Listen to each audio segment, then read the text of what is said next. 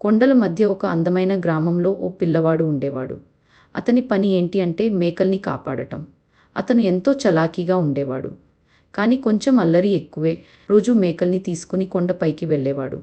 కానీ రోజూ అదే పని, తనకి ఏమీ తోచడం లేదు. ఒకరోజు సరదా కోసం అతను అబద్ధం చెప్పాలని ఫిక్స్ అయిపోయాడు. పిల్లవాడు కేకలు వేస్తాడు. నక్క వచ్చింది. నక్క మేకల్ని తినేస్తోంది.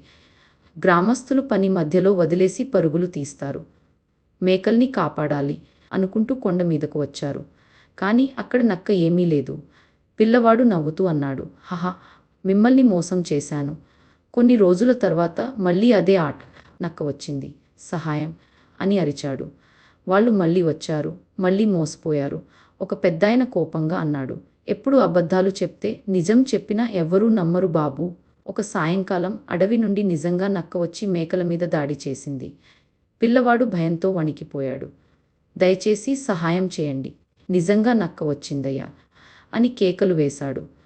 గ్రామస్తులు ఆ వాడు మళ్ళీ అబద్ధమే చెప్తున్నాడేమో అనుకుని ఎవ్వరూ లెక్క చేయలేదు.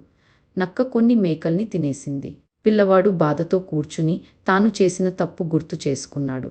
అతను అర్థం చేసుకున్నాడు, అబద్ధం చెప్తూ ఉంటే చివరికి నిజం చెప్తున్నా ఎవ్వరూ నమ్మరు అని. సూర్యాస్తమయం అవుతోంది. నిజాయితీ విలువ తెలుసుకొని పిల్లవాడు తలదించుకుని గ్రామం వైపు నడుస్తున్నాడు. ఎప్పుడూ నిజం చెప్పాలి, అబద్ధం చెప్పడం వల్ల నమ్మకాన్ని కోల్పోతారు.